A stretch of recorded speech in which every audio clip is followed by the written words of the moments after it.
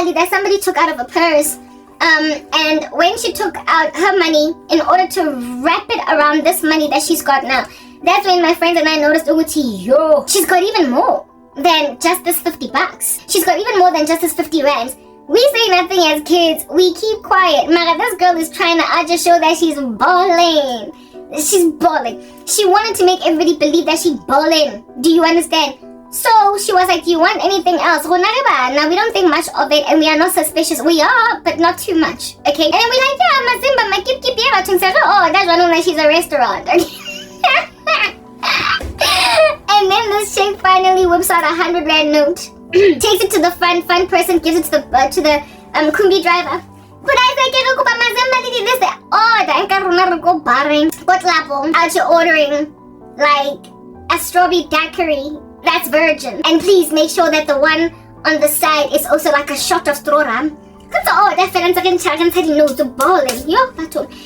It was at taking the 100 rand note to the taxi driver, not taxi driver, Kumbi driver. At giving the 100 rand note to the Kumbi driver, that's when the Kumbi driver was like, at that stage, at the time of whipping up the 100 rand note, my friend was already collected. She was picked up from Kwahabona, and now we were on the highway en route our schools. Crown Mines, not bus, but taxi driver, yeah, everybody had to keep quiet now. Radio and had to be shut up while we were on the highway. And the driver is like, and this chick is like, mine. And the driver is like, go ahead. That's when we noticed that there was something wrong, me and my girls, because she kept quiet. She wouldn't answer. She was like, this thing became a whole taboo. It was very silent all the way to school. But basically, this chick I'm keeping it. And then if after school, basically when we get collected to go back home, but for now, and you will only keep a small amount for his captain Sako Ikeri. Mara, the rest of it, I'm keeping it. If he so I guess he was an honest man, even though he was charging some children. Even though he was charging some children some heavy fees, some expensive tariffs. Mine. Quarter wheat for a denarius, fireballs for 5 rand. Do not harm the Mazimba and the Makipki. He was out there charging us exorbitant tribulation type prices for those things, but there was an honest bone in him. To a point where he asked this chick whose money was it, and then she couldn't answer, and then he kept a whole chunk of that money until after school. Collected this chick after school. All of us, Bagalat, Koskolong. Now we're going back home to be dropped off, and she's among the first people to drop off because Aisha Uhlale Rockville, which is almost out of Soweto, right? My friend didn't see that because she lived, like I said, in Zimshopanish. But the girl that stayed in Rockville and me, Ramoni Bamu Jumpita Trapoms, Aseke Humorava Zapilar making. Jumpi. There were no cell phones back then, so our Kumbi driver could only validate this issue by getting out of the Kumbi. Barely ever did he do that. He would just stop, drop some child off, drive off. This time around was stopper. Bantuana, imani 5 minutes. Women are getting like chatting. It was an older lady and a younger woman, and this chick banging chatting. Bam petting his hand. Bam faggy band right there. Pam way to song. Jumper like oil on a frying pan, and it was quiet. Nobody was laughing. There was a time when kids were actually compassionate. Okay, what's going on in 2025 is odd. And we were like, yo, do you understand? Because the Kumbi driver confirmed.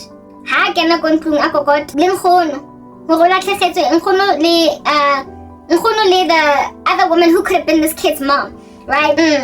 Basically said, yo, we were so worried. We did not know who took it. The child is the one that stole this money. So to show a lesson, the black parents sometimes can slaughter some children, right? Yeah, but that was before the days of child suicide and defela at a whim. So I guess it was a calculated risk. They actually beat her up in front of us. With Good Isaac standing there on some, you don't get to do that stuff in Makumbi. Wambaisa. and this chick then became the taboo of the thieving thing going forward. While we might have felt compassion for her getting all beat down like it's WWE wrestling in front of us children, horrific entertainment for some children, while we might have felt sorry for her, nonetheless, after that day, Shamazang Sambuga the same again Kumbini. It's like she was a bubblegum underneath our feet, sonke as a concert. Kao fela gona go Kumbini some Monica next. Reputation she lost popularity. Whether or not she had it is much to be debated, but she certainly lost whatever clout she might have had at that stage. And my girls and I never here. Mesin Sheba Shebi, ya ola wa ya ola wa this, ja ola ngileng chaldang Gossip is a sin against God. We weren't supposed to do it. I'm speaking a story now of a whole bunch of unregenerate children and their Kumbi driver and some grandmothers and a mom. Alright? But what I'm trying to help you understand is that society that is largely moral in their own eyes, that don't yet know Jesus, frown upon certain activity. And those few people among us that do these strange things will perpetually be on our tongues as whispers, as gossipings, as chatters and corners, and as that which we gaze upon with great curiosity and then frown and crease our foreheads, wag our heads on some, how could they though? How could they? That's how most of us function. But that was 1994. Things have ever since then gotten that much more nefarious.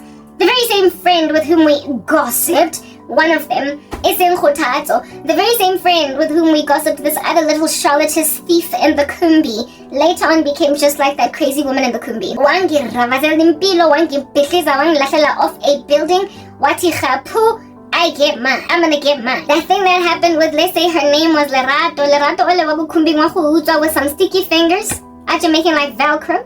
Her hands were like Magneto, metal be sticking to her. Magneto ole wa pretty hands, super glue hands. Remunyasi from that day, and she never recovered in our eyes. Papa, all the way up until I left Mayfair Convent and so that Kumbi. I don't know up to grade 7 if she maintained that reputation for herself, but I was no longer in the school, so I can't tell you. Mara, for the next year and a half, Neremusha Felaka SS Daichiri Wahu Utwa. Messing Amboning next. Nati Elabantwana, even though Messi Khalidi carry 50 rand, missing I told, Likota missing I don't, Messi deal and Jafela accept Lobungwa, Baba Zali Betu, Mungwa, Mebabon Khun Lebome, Baho Refa Tuba Pufela, who are Coscolongorega, Ration E1. Holoreka likipkipile one, holoreka lezimbali one, holoreka stokosa sweets say one, holoreka half your ice cream, an apportionment, a quart of wheat for a denarius, 3 quarts of barley for a denarius, don't harm the ice cream, and the mazimba. Those of us who bought portions, and those of us that were rationed, I'ma keep because our parents were stingy, we just accepted it. Sithathe in Australia ndabe ukuthi abazali bethu amawalati wabo ngamazwe ngabosomnganga kilingwa make it soup na the tight mara sangra 50 rand.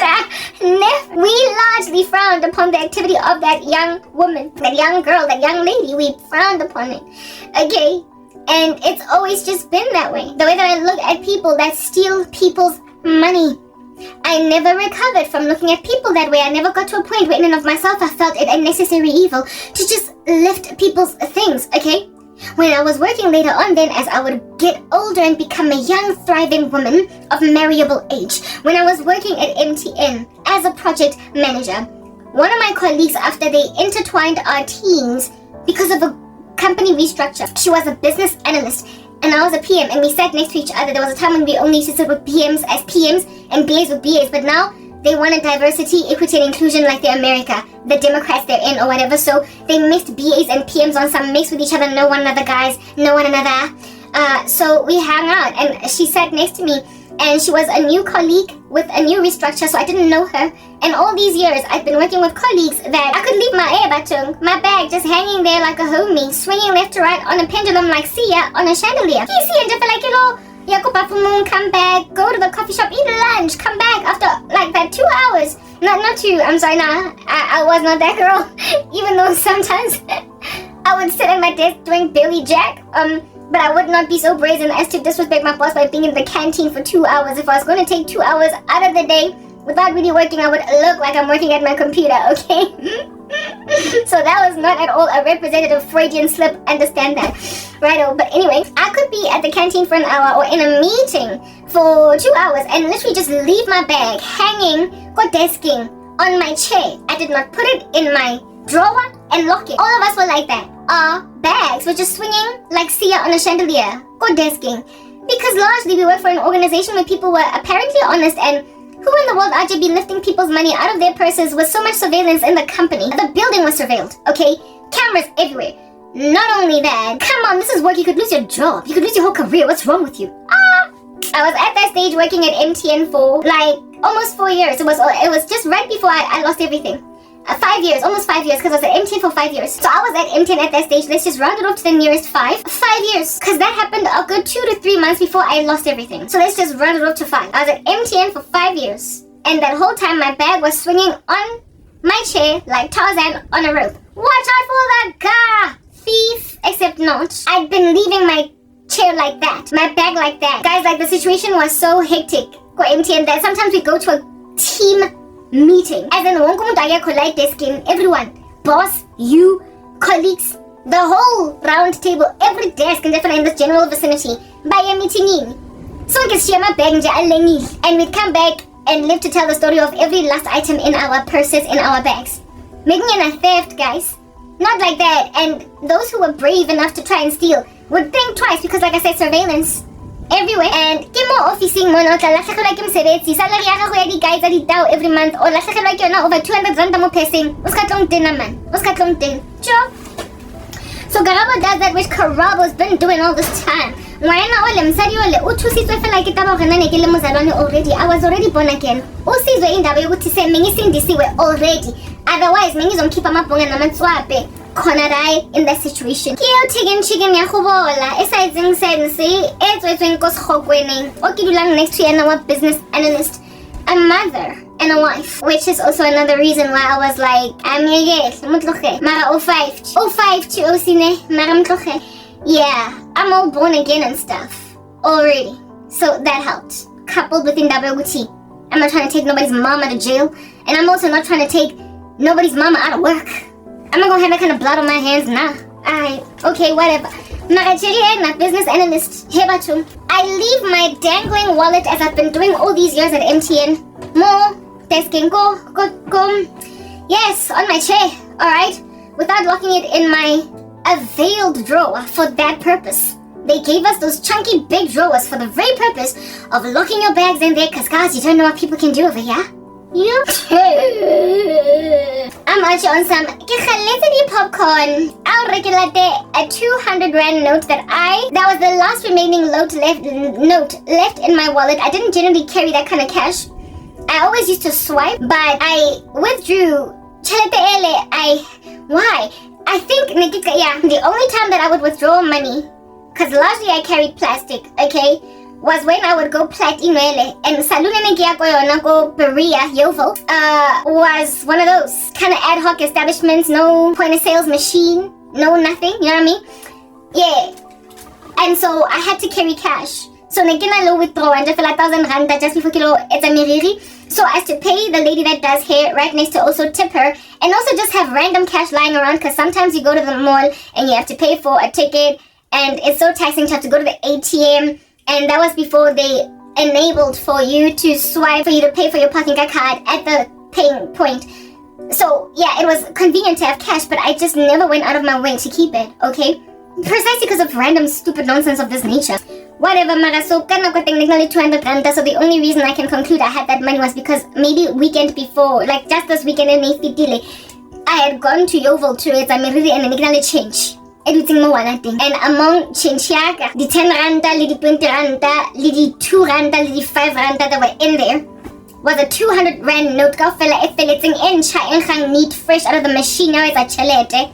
Yeah. It blew me in the fella making like a chicken about to cackle in the morning to wake you up. Something maybe I'm sneezing like this because I'm coming down with something because the weather. Okay, whatever. I had this 200 rand note, which was odd for me to have the 200 rand and just sitting in my wallet. How unfortunate. perhaps the Lord made me have that $2 on that particular day, 200 rands. Lesson everywhere. Be careful, Basop. This cheeky, I'm out trying to go get popcorn or whatever. What I wanted to get. Go cantining, go officing, where again you could also buy point gaga machine one thing. You could buy a card, you could buy your access card if you put money in your access card. You didn't have to always use cash. So that one fateful day, I had to have all that kind of money in my wallet. That is a lot for me to be carrying around. I don't carry cash. Okay? Well, back in the day when I used to have it. Y'all made me poor. Okay. Cool beans and bananas. So here it is that next to me. I could never have suspected we had a happy relationship, a house on fire. We got along like, a house on fire. Plus I was sweet, I was kind, not giving anybody shade. I need now to go to buy something, go coffee shop, and I was probably gonna grab the 10 rand note or the 20 rand note. But you can't help but notice when a 200 rand note is missing. I wasn't even gunning for the 200 rand note. I was gunning for a smaller note to go and buy that popcorn.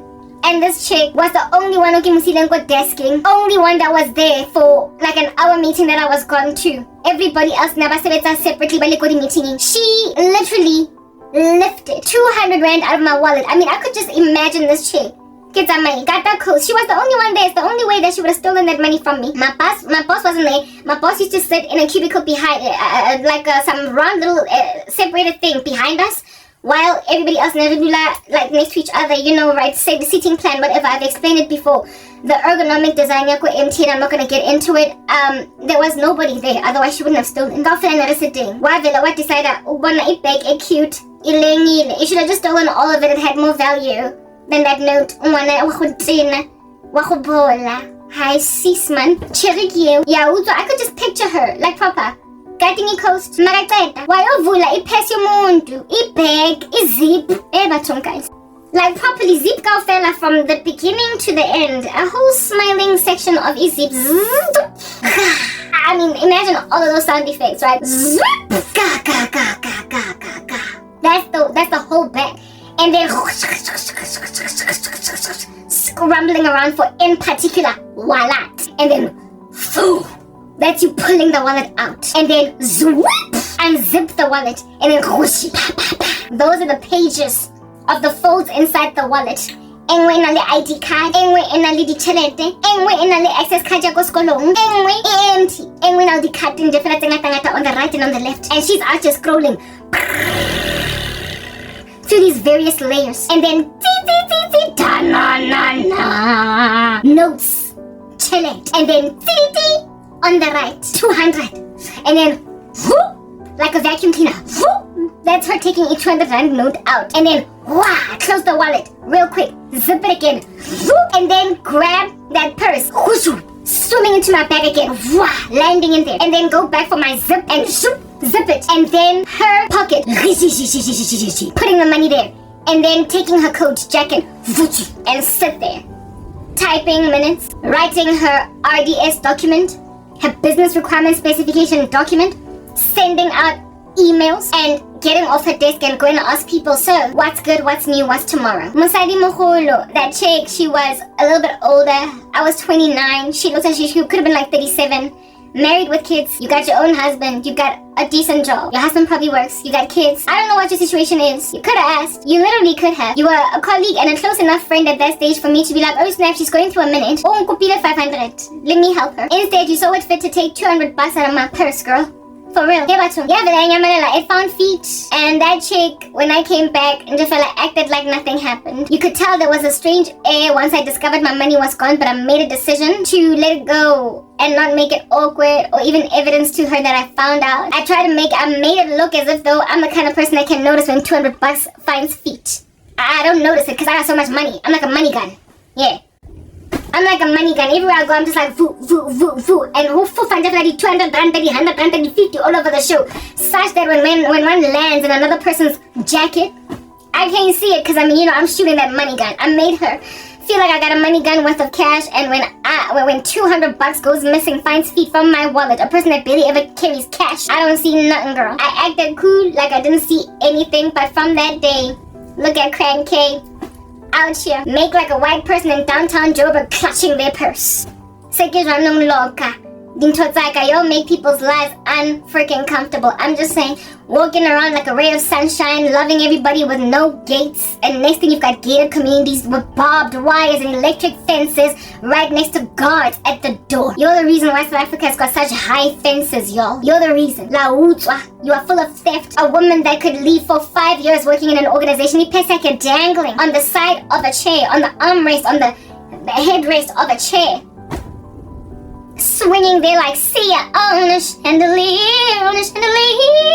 for 5 years, with colleagues walking right by it, like cellophane, ignoring it. My purses were cellophane. I'm telling you, they were cellophane. Nobody knew their name. They were just cellophane. You could walk right by them and see right through them and never know that there my purse was cellophane. All our purses were cellophane. Nobody knew their names. They were all just cellophane. 1, 2, 3 next to each other with colleagues. Been in a meeting for 2 hours. You could walk right by them and see right through them and never know that they're cellophane. Yeah, all of our purses, our wallets, our bags, everything was cellophane until that random chick came in the tank. And now everybody having a gated community. Now everybody locking everything away. Now everybody using their company-given cupboards and keys, putting them to good use. Now we gotta lock stuff away, even though the stuff was made available for us to lock away. We didn't see it necessary because after all, we are a family, like a giant tree, until this random baboon joined the team. Now our cellophane purses now suddenly had people wearing strange goggles to see through things and spot 200 rand notes and out here pick them up like a bad man calling your name in a bar. Cellophane, this is cellophane. My purse was no one's fame. It didn't even have a name. People just walked right by it and saw right through it and never know it's there until some business analyst came, sat next to me, and so our purses finally became like yawning gold, just sitting there to be stolen, saying, look at me, I am shiny, you cannot leave me here. It's like a mine opened and just left all the gold and the diamonds mined therein. Just opened it overnight for people to just notice that they're glistening, their gold, they're shining and must be taken. She took my money. Rubbish. She made me lock my stuff away going forward.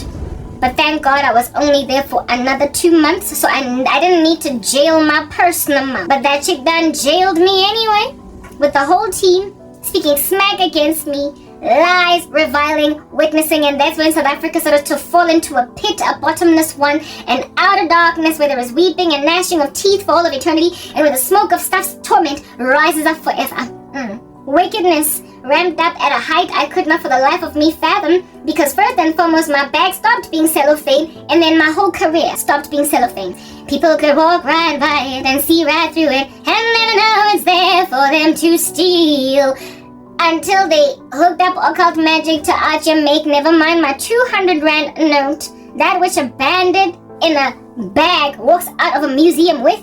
But now my whole career. Cellophane was my entire career. I worked like a dog to get a degree, and then I also did what I could to earn some money, but then people decided that which used to be see-through, that they could walk through and never know is there, now suddenly is visible, and they see it clear as day, and they think it's gold outside of a mine, left there for the taking. They ran away with my gold bars, and now I'm broke like a leg.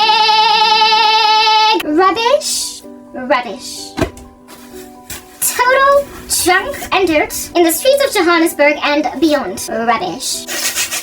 Ngajonjelwa mina nje ibag yam was the first to become cellophane at MTN, and then me altogether was the first to stop being cellophane, and then me altogether, and now it appears my nether regions.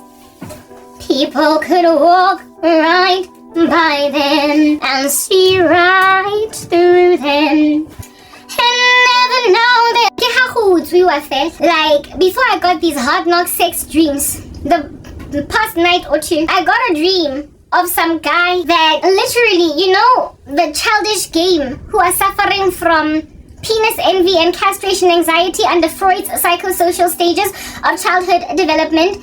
The second one, which is I believe the phallic phase, or the third. I think it's first the oral and then the oral, and then the anal phase and then the phallic phase. The phallic phase where girls suffocate from penis envy and boys suffocate from castration anxiety. This is the season in a child's life where they be out here in like toddler vibes, preschool, on some, I'll show you yours if you show me mine. I'll show you mine if you show me yours. I'll show you mine if you show me yours. Little girls and little boys are just checking out their nether regions to see what's going on over there. And then girls establishing a severity of disquiet within themselves called penis envy. I already explained that whole thing with Freud's flaw in looking at people as just sexual beings and shit that can only see, let me show you yours and you show me mine. Or I show you mine and you show me yours. Where little girls and boys are only just looking at each other's nether regions and for the rest of their lives they're fixated on just sex.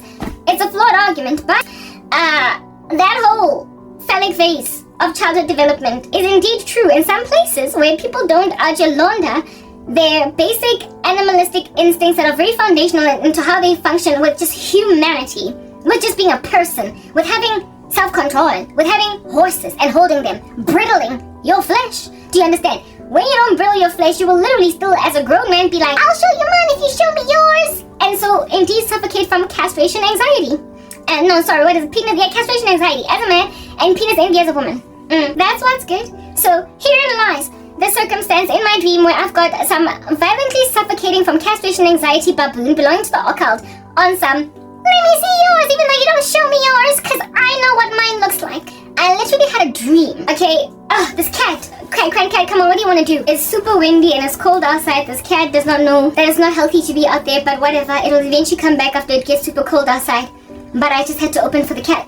Yeah. Okay, it's coming for that, and this fella just all up in my grill, distracting me while I'm doing what I'm doing. Yeah, I had a dream where this guy, some dude, okay, literally went to me in this dream and opened my pants, my jeans, my underwear to look in there. And then there was a beam of sunshine coming from that area. And then when he noticed this, he then was like, it's pure. I'm going for it. I'm taking it. I want it for myself. I'll show you mine if you show me yours. But instead of me showing him mine, he just went and looked. Was shining a light. And then he concluded that I was truly pure, and then said that he wants it.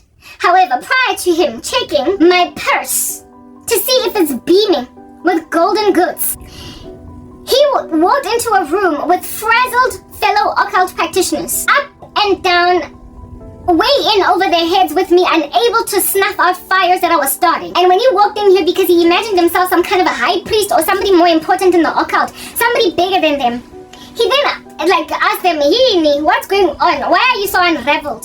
They're like, hey, this woman, she is blocking him here too. She has brought our work to a standstill. And we don't know what is in. And futhi akafuna ukwenza this and that. Uyasimoshela and futhi uthathela imali. She's messing with our well-being now. Our financial well-being, our lifestyles. This is no longer an issue. These people were lamenting. It's no longer an issue about us trying to make a Christian apostatize or us sleep with her. Praise and worship. They are stopping even our ability to continue to do rituals to get money in our businesses. And they were busy snuffing out Milo, barely frazzled and disquieted. And this guy, who was somewhat of a boss, walks into this room and asks them what's going on. They explain to him. And then he walks in there with an air of arrogance, because he's seen them all, but nobody has ever defied him. He imagined he was MC Hammer, too legit to freaking quit. He then is like, let me see. And then literally opens my jeans. Beams of sunlight come out from underneath my panties, closes that space, and then is like, I want it for myself. But when he does this, he did it in private, away from everybody. His colleagues tell him, we're being frazzled by a Christian woman.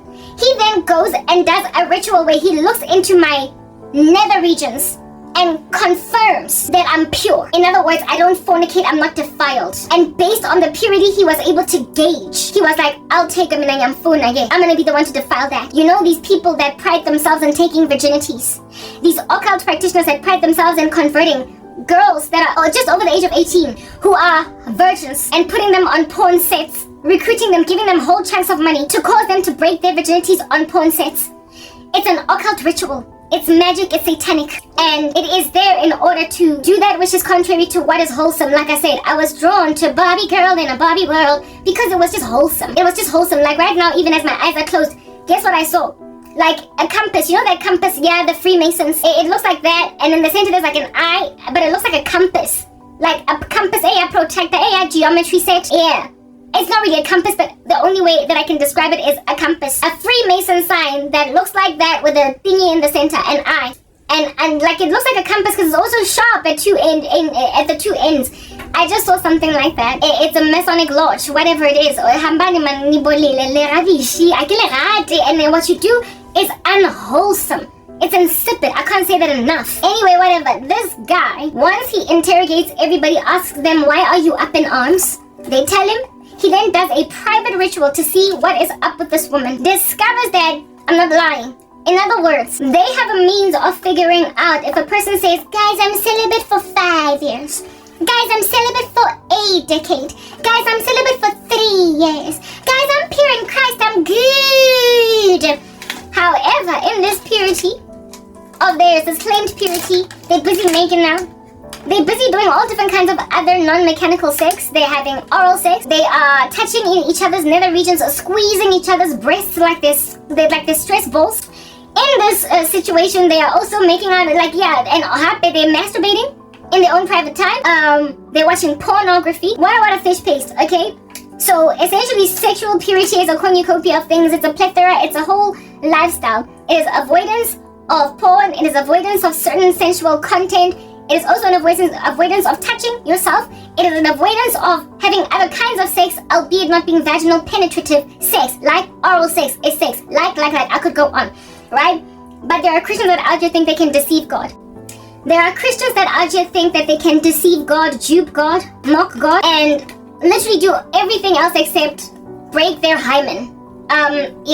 If they're virgins. And if they're not virgins, deceive themselves into thinking they didn't have sex because they didn't have, like I said, a vaginal penetrative sex, coitus between a man and a woman, copulation. God is not mocked. Do not be deceived. God is not mocked. Whatsoever a man soweth, so too shall he reap. You sow to the flesh, you reap corruption. You sow to the spirit, you reap eternal life. Therefore, you who are busy giving men fellatio, but you claim to be chaste in Christ, robala, because you're already asleep. Just go once and for all wear those eye covers and those headphones that play like breezy music so as to really give you a nice deep sleep, right next to pop a tranquilizer so you can be knocked out for hours on end without distractions, and make sure that you kill your phone with a bat so the alarm doesn't wake you up because you are already fast asleep. You are not chaste when you have sex in other ways other than vaginal penetrative sex. I can't say that enough. Okay, this random baboon goes and checks into some occult paraphernalia, and the only way that I was shown that by the Spirit of God is him literally making like a 5-year-old in a phallic phase, fixated on it at that, of childhood development, after saying, I'll show you mine if you show me yours. He did a scene like that with my parent, with me. Literally, instead of me showing me mine, he looked anyway without me showing him my nether regions. In other words, he was like a peeping Tom. The kind of guy that actually watches you showering. What's that? You're not giving a man a scene, a show. He's just a perv. This perv in the occult. Some boss guy used paraphernalia to gaze at my nether regions to figure out if at all these Christians speak a lot of tall tales. Bayakhuluma a good deal. And they say I'm chaste, I've been celibate for 10 years, I've been this, I've been that. I want to see if Lomudlona that claims to be chaste is truly chaste. Or if Obizi having other kinds of sex. Is she masturbating? Is she, you get my point, does she watch porn? Is she? Is there real true purity? Because if there is real true purity, they can't break through. They can't enter in. They can't hurt you. There must be a louver open in you for them to afflict you nyemiti. They gotta first burden you with passions, do you understand? It is evident in the scriptures where it is that Balaam, it's called Balaam's error, E-R-R-O-R, as opposed to E-R-A. Balaam's flaw, Balaam's error, is in trying to curse God's people. And it is written in God's word that you cannot curse those whom God has blessed. But what did Balaam do? He went and told Balak, or rather Balaam advised Balak, if at all he was going to succeed to curse God's people Israel, that he must teach them to eat food sacrificed to idols and to perform sexual immorality. That's the only way that upon pronouncing a curse on them, they can be cursable. So ever since then, or even before and going forward ahead, people have come at saints by burdening us with passions, trying to infiltrate our lives by making us sin against God in some way, making us fall asleep, making us masturbate, fornicate, watch dirty content, blah blah blah, eat food sacrificed to idols, fellowship with the world, tell yourself it's okay, be in the nightclub even though you're a saint, blah blah. All these things that Christians do, they're like openings. And if you can make a Christian out just sit out a profane show on Netflix, which is why I walked away. If you can make a Christian sit out a show, a sex scene, if you are on TV, or even watch porn altogether. If you can make a Christian masturbate, if you can make a Christian just walk in some funny little flawed fashion, there's an opening, and the smallest little louver, that's when they can infiltrate and try to then bring down all the rest of London Bridge. So therefore, when you start to feel afflictions and attacks, you must stand against it, fight, drop whatever is making you fall apart, and strengthen yourself. However, largely, they don't always target us with the smallest little louver open, because they just don't have time for that. There's too many of us, right? Plus, God's grace abounds, and He remembers that we are made of dust. So I'm not saying that the smallest little sin that you commit, you are going to have all your promises taken from you. But if you are targeted by the occult and looked at very carefully, if they are with their permission and their stealth, literally trying with every bone in their crazy bodies to take you over, the smallest opening, the smallest louver, the tiniest little hole, they will try to use it. And so you will be in that much hotter a spiritual battle. Yes, you will win. Yes, God will give you power. But it's going to take that much more if you have gazed upon certain content, if you have allowed yourself to linger on certain thoughts, never mind certain thoughts, but if you've just taken, if you've allowed yourself to be complacent in something that under normal circumstances, when you are not going through too much spiritual war, you'd live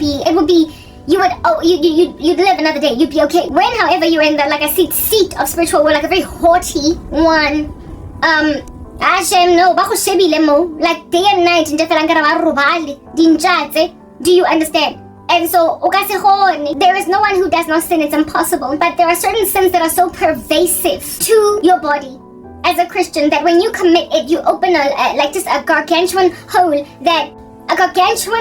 that left yawning without you closing it quickly and repenting. Somebody who's carefully surveilling you can infiltrate suggestion into you through that thing so strong that it's going to be that much harder to resist. No, you will not just fall apart because they're trying, but what they instill in your bones will make it that much harder to resist. Like when they just fuel you with violent passions, when you have already been watching porn, when they instill you with a sex dream, when you have already let yourself watch a crazy show on Netflix with 2 sex scenes in it in one episode, when you are writing out a show full of profanity, extreme on Netflix, that's when they can make you just walking in a very carnal, fallen, worldly fashion, the suggestion, that much harder to resist because you are already messing with all of that. You gotta see it for what it is and resist in that moment. You won't, like I said, you won't just come falling like a pack of cards. Like a deck of cards out your palette like it's Jenga or whatever, right? You're not just gonna fall apart because you have the Holy Spirit, you have strength.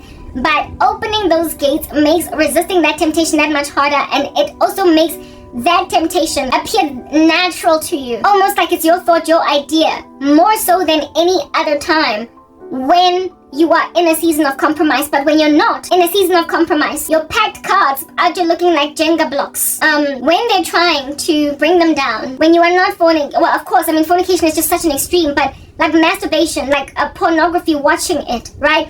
Or even like watching a profane show on Netflix, blah, blah, all these things that I have had to walk away from. Like Netflix, because you're not all together, right? Yeah, like I said, you won't necessarily just fall apart. I haven't fallen apart. I'm still strong in Christ, but it took a lot more fighting for me to conquer. But when you are not doing any of these things, when literally your eyes have been made pure so that the whole body is pure, and when you're striving with that, when then you get infiltrated like some freaky little dream, where you're having sex, this time you just know it for what it is, man. How obvious. You're not watching porn, you're not masturbating, and yet you get these hard knock sex dreams It's like, I'm sorry, there's nothing that I did. There's no door that I opened. There is nothing I'm doing in my waking life. I'm in super prayer, super worship right now. I've never been more consecrated proper. I'm in one of those seasons that ought to be making me feel proud of myself, even though we should not boast. Do you understand? If I should say so myself, I'm doing quite well as a saint at present. I've had bad moments, but right now, it's not that time. I'm good right now, okay? Yeah, when you know you good right now, and then you just get some heinous dream. That's how you can write off random charlatans, and I call them charlatans because I get to make up the word, okay? It's like the tantamount of the verb version of a charlatan. Charlatans, or adverb version of charlatan. When you get charlatans activity in your dream, when you are super pure, random charlatans as well.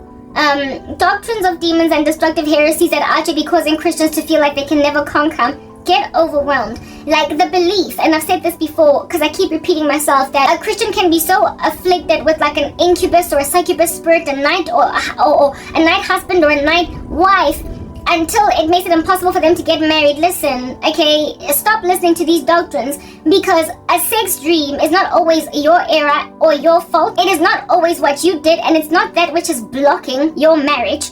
A sex dream is a lot of times, 9 times out of 10. You can't get it because you're just out here watching porn 24 hours a day, so duh, you deserve it. But a sex dream sometimes is an infiltration, a suggestion, and an attempt to make you either have sex or masturbate. Something that will weaken your spiritual fire, your spiritual wall, so that the bigger, grander sins you could commit to make you completely tarry from God, walk away, apostatize, what is the word that I'm looking for? Backslide. The thing that will make you barely unrecognizable in the mirror. Do you understand? That is the beginning stages. They are trying to plant the seeds that will make you accommodate the first compromise, and then the second and the third, until you are unrecognizable, right? It's how do you eat an elephant? One piece at a time. That sex dream, if you capitulate to masturbation because of it, you won't fall apart as a saint. You won't lose your salvation. I don't even believe anybody can, right? And you likely won't have your prayers entirely hindered. But it is the beginning of fornication altogether.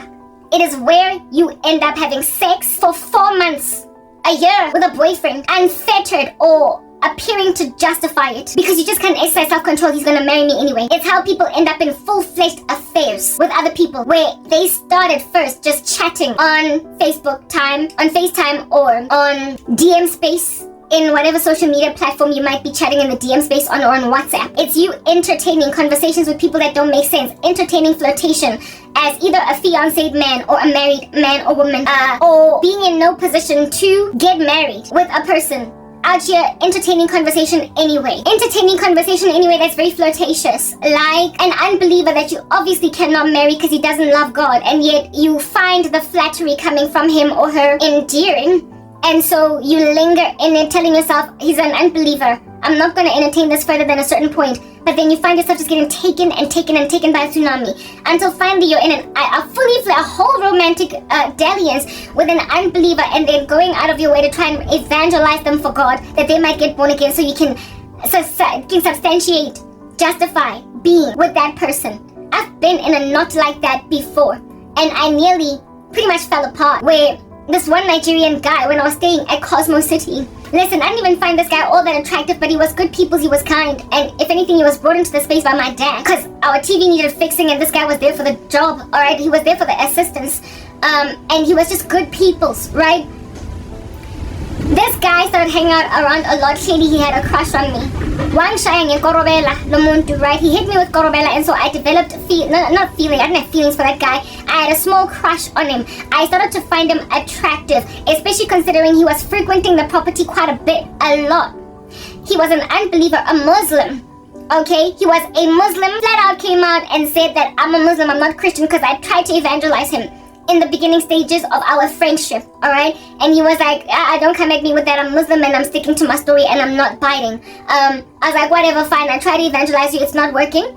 This guy that is a Muslim, I cannot be with him. Plus, he had a girlfriend at the time that he was always fighting with baby mama. They were always scratching each other. I was not trying to be with this guy. I didn't like him. However, he slapped me with Korobela, and because of Korobela, I kind of looked at him like he was attractive now, right? My eyes kind of got open to something valuable about him.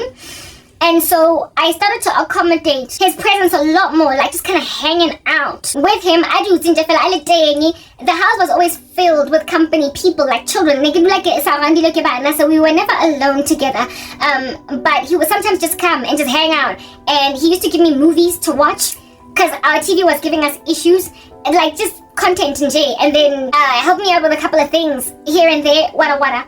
Yeah, and like I said, good people's, and I didn't have friends at the time. He was my peer, more or less my age, a little bit older than me, give or take by about 3 years. So it was like hanging out with one of my boys again from back in the day. He was just good company, good people's, right? I liked his company. He was a friend. But I knew I couldn't be with him. And especially considering, girlfriend,